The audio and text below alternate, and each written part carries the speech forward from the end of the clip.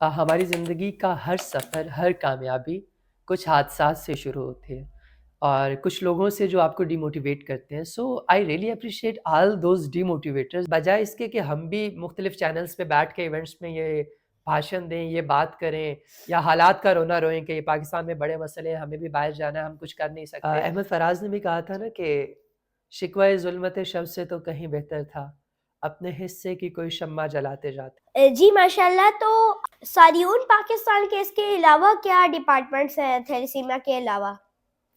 हमारे थैलेसीमिया के अलावा मुख्तलिफ मज़ीद डिपार्टमेंट्स हैं, जिसमें एक अहम डिपार्टमेंट है डिजीज़ की अवेयरनेस के हवाला से, जिसमें हम थैलेसीमिया, ब्रेस्ट कैंसर और जितनी भी मज़ीद बीमारियां हैं, ख़ासकर जिन्याती मर्ज़ जितने भी हैं, हम उनकी सोसाइटी में अवेयरनेस देते हैं। और अवेयरनेस के भी हमारे बहुत यूनिक और डिफरेंट प्रोजेक्ट्स होते हैं, जिसमें हम मार्च के पूरे महीने को डेडिकेट करते हैं थैलेसीमिया के लिए, और उसमें फिर हम ग्राउंड लेवल पे जाके कैंपेन्स डिज़ाइन करते हैं, जिसमें कॉम्पिटिशन्स होते हैं।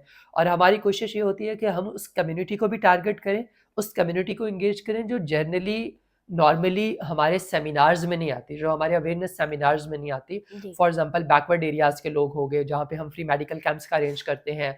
इस्लामिक पर्सपेक्टिव के हवाले से हम डिफरेंट इस्लामिक कॉम्पिटिशन्स करवाते हैं, लिटरेरी कॉम्पिटिशन्स होते हैं। जी। और हम उस पूरी कैंपेन को, उस पूरे कॉम्पिटिशन्स को एक थीम देते हैं उस बीमारी की अवेयरनेस का।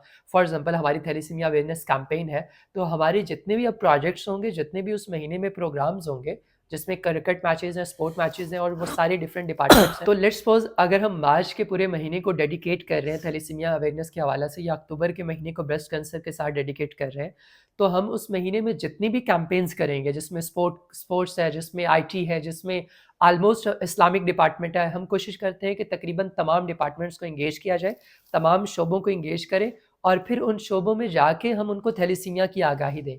तो थैलेसीमिया की आगाही वाला जो प्रोजेक्ट है, ये हमारा बड़ा यूनिक और डिफरेंट प्रोजेक्ट है।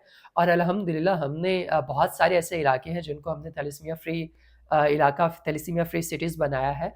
और इसके अलावा अगर मैं अपने बकिया प्रोजेक्ट्स की बात करूँ, तो इसमें हमारा एक प्रोजेक्ट है मेरी उड़ान, जो कि वुमेन्स एम्पावरमेंट पे काम करता है, जिसमें हम वुमेन्स हेल्थ के ऊपर काम कर रहे हैं। दारुल अमान के हम साथ हमारे कुछ विज़िट्स होते हैं, हम उनको स्किल सिखाते हैं वहाँ पे जो ख़वातीन होती हैं। और बाकी वुमेन्स एम्पावरमेंट के हवाले से दीगर जो प्रोजेक्ट्स हैं, उनमें भी अल्हम्दुलिल्लाह हम कर रहे हैं। हमारे कुछ सेमिनार्स होते हैं, और ख़ासकर इसमें जो इम्पॉर्टेंट हमारा प्रोजेक्ट है वो है जिसमें हम वुमेन्स लीडर्स अवार्ड सेरेमनी करते हैं। उन तमाम ख़वातीन को जिनका मुख्तलिफ शोबाजात में कोई ना कोई कंट्रीब्यूशन है, हम उनको अप्रिशिएट करते हैं। जी माशाल्लाह। तो उसके अलावा आपने बताया था कि आपके एक और डिपार्टमेंट है स्केम्स के नाम से, जो कि फर्स्ट एड किट भी देता है, की ट्रेनिंग भी देता है।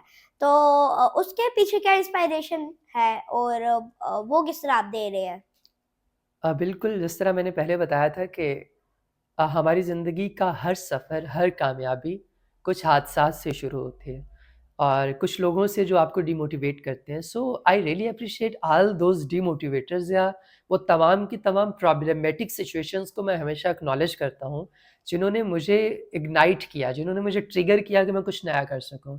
सो हमारी ज़िंदगी में ऐसे लम्हों का, ऐसे मकामात का और ऐसी प्रॉब्लमैटिक सिचुएशंस का बहुत बड़ा हाथ होता है।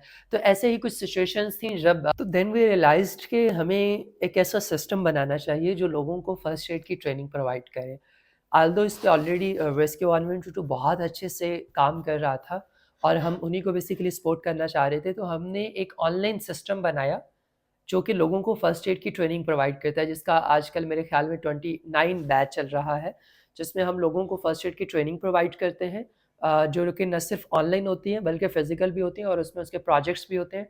उसमें हम उनको मेडिकल ट्रेनिंग प्रोवाइड करते हैं, हम उनको आरटी को आपने किस तरह हैंडल करना है, आपने किसी डिज़ास्टर को किस तरह रिस्पॉन्स करना है, वाटर इमरजेंसीज़ को कैसे रिस्पॉन्स करना है, कहीं पे आग लग जाती है तो आपने ऐसी सिचुएशन को किस तरह हैंडल करना है। और ये एक बहुत ही डिटेल्ड और वेल स्ट्रक्चर्ड हमारा सिस्टम है, जिसमें तकरीबन 1.5 मंथ्स की, 1.5 महीने की ट्रेनिंग होती है, जिसमें उनको ये तमाम की तमाम स्किल न सिर्फ सिखाई जाती हैं, जी। बल्कि उनके प्रैक्टिकल डिमॉन्स्ट्रेशन भी होती है। प्रैक्टिकल डिमॉन्स्ट्रेशन के बाद फिर हम उनको रेस्क्यू 112 के साथ भी ट्रेनिंग करवाते हैं, और फिर वहाँ से उनकी सर्टिफिकेशन भी होती है। और अब तक अल्हम्दुलिल्लाह हम मोर देन 7000 मेंबर्स को, कम्युनिटी मेंबर्स को फर्स्ट एड की ट्रेनिंग प्रोवाइड कर चुके हैं। जी माशाल्लाह। तो हर एक बैच के अंदर ऑलमोस्ट कितने स्टूडेंट्स होते हैं? स्केम्स के हमारे एक सीज़न में 5 तकरीबन बैच होते हैं। और हर बैच में 30 के करीब स्टूडेंट्स होते हैं। उनको उन 30 स्टूडेंट्स को सँभालने के लिए, उनको मैनेज करने के लिए हमारे पास 2 इंस्ट्रक्टर्स होते हैं फॉर ईच बैच और 2 कोऑर्डिनेटर्स होते हैं फॉर ईच बैच। उसके साथ एक पूरी मैनेजमेंट टीम होती है तकरीबन ऑलमोस्ट 30 मेंबर्स की। तो ये सारे इंस्ट्रक्टर्स, कोऑर्डिनेटर मिला के मोर देन 60 मेंबर्स होते हैं जो कि उस पूरे सीज़न को हैंडल कर रहे होते हैं। स्टूडेंट्स की प्रॉपर क्लासेस होती हैं जिसमें उनको प्रॉपर्ली सारी चीज़ें सिखाई जाती हैं, ट्रेन की जाती हैं। फिर उन तमाम चीज़ों के बाद, क्लासेस के बाद उनकी प्रैक्टिकल डेमोंस्ट्रेशन होती है, उनके होमवर्क्स होते हैं, उनके प्रोजेक्ट्स होते हैं, बाकायदा उनके टेस्ट होते हैं। टेस्ट करने के बाद हम उनको सर्टिफ़ाई करते हैं। फिर उनके विज़िट्स भी होते हैं रेस्क्यू स्टेशन में, ताकि हम उनको फिर गवर्नमेंट की भी सर्टिफ़िकेशन उसके साथ देते हैं। तो ये जो सारियूर प्रीमियर स्क्वाड है, तो वो किस तरह काम कर रहा है, और वो किस तरह काम कर रहा है प्रीमियर स्क्वाड? सारिन प्रीमियर स्क्वाड का कॉन्सेप्ट भी थोड़ा-सा यूनिक है। उसमें हमने ये महसूस किया कि एनजीओज़ में जो वॉलंटियर्स काम कर रहे हैं, वो ऑलरेडी कहीं न कहीं एंगेज्ड होते हैं। मीन टू से कि वो ऑलरेडी इस सिस्टम का हिस्सा होते हैं, तो देन वो किसी भी एनजीओ को जॉइन करते हैं, वहाँ पे वो काम करते हैं। तो हमने फैसला किया कि क्यों ना उन लोगों को जो कि इस सिस्टम का हिस्सा नहीं है, जो इस सिस्टम से नाबलद हैं या इस कॉन्सेप्ट से बिल्कुल नावाकिफ़ हैं, हम उनको लेकर आएँ। तो देन हम कम्युनिटी के जो बैकवर्ड एरियाज़ के कुछ लोग होते हैं, जिसमें हमारे पास 10 लड़कियाँ होती हैं, 10 लड़के होते हैं, हम उनको एंगेज करते हैं। उनको एंगेज करने के बाद प्रॉपर्ली उनकी 6 मंथ की ट्रेनिंग होती है, जी। जिसमें उनकी लीडरशिप ट्रेनिंग्स होती हैं, जिसमें उनके डिज़ास्टर रिस्पॉन्स की ट्रेनिंग होती है, मेडिकल इमरजेंसीज़ को कैसे रिस्पॉन्ड करना है, फिर उनकी सेल्फ डिफेंस की ट्रेनिंग होती है, फिर उनके फिज़िकल फिटनेस पे काम किया जाता है, उनको हम स्किल सिखाते हैं। मीन टू से कि उनको कोशिश यही की जाती है कि हर शोबा में उनको बेहतरीन लीडर बनाया जाए। और just like interview skills, resume skills और ढेर सारी स्किल्स हम उनको सिखाते हैं। तो हम पूरे 6 महीने की ट्रेनिंग के बाद उन तमाम लोगों को एक बेहतरीन लीडर बनाते हैं।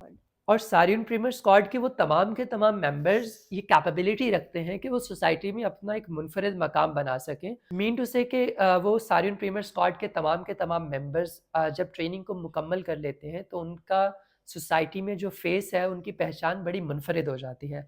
वो इस काबिल हो जाते हैं कि वो पाकिस्तान को बदले में कुछ ना कुछ दे सकें और पाकिस्तान की सोसाइटी का एक एक्टिवली पार्ट बन सकें। देखिए, आजकल हम मुख्तलिफ इवेंट्स देखते हैं, मोटिवेशनल स्पीकर्स को सुनते हैं और बड़ा एक मसाइल को देखते हैं कि हर रोज़ कोई ना कोई नई बात कर रहा होता है। पाकिस्तान में ये मसाइल है, पाकिस्तान में यूथ के लिए कुछ रखा नहीं है, हमें यहाँ से निकल जाना चाहिए। लेकिन हम कोशिश ये करते हैं कि हम कुछ ना कुछ इम्पैक्ट दें। हम वॉलंटियर्स को एंगेज करके उनको इस काबिल बनाते हैं कि वो अपनी सोसाइटी को कुछ दे सकें। वो कोई बड़ा इम्पैक्ट तो एटलीस्ट ना करें, लेकिन अपने इर्द-गिर्द, अपने अपने से जुड़े तमाम लोगों की ज़िंदगियाँ बदल सकें। तो माशाल्लाह हमारे प्रीमियर स्क्वाड के जितने भी मेंबर्स हैं, वो प्रॉपर हम उनको यूनिफ़ॉर्म प्रोवाइड करते हैं। हम उनको परेड सिखाते हैं, उनके फ़िज़िकल फ़िटनेस के ऊपर हम काम करते हैं। हम उनको तमाम स्किल सिखाते हैं। अल्लाह ना करे पाकिस्तान में कहीं पे कोई हादसा हो जाता है, कोई ज़लज़ला, सैलाब, तूफ़ान आता है, तो वो मुख्तलिफ इदारों को फ़ैसिलिटेट करने और उनको असिस्ट करने की सलाहियत रखते हैं। अहमद फराज ने भी कहा था ना कि शिकवा ज़ुल्मत शब से तो कहीं बेहतर था, अपने हिस्से की कोई शम्मा जलाते जाते। तो इकबाल ने भी बिल्कुल इसी की तर्जुमानी की कि बल्कि अहमद फराज ने इसकी तर्जुमानी की।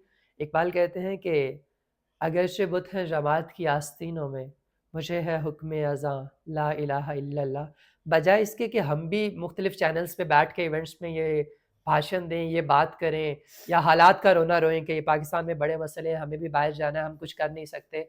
तो हम कोशिश कर रहे हैं कि बस अपने तई थोड़ी बहुत कोशिश करें और सोसाइटी को पे बैक दें, पाकिस्तान को बेहतर बनाएँ, अपने से जुड़े इर्द-गिर्द के तमाम लोगों की ज़िंदगियों में एक पॉज़िटिव इम्पैक्ट लेकर आएँ और सारिन इसी का नाम है। जी माशाल्लाह।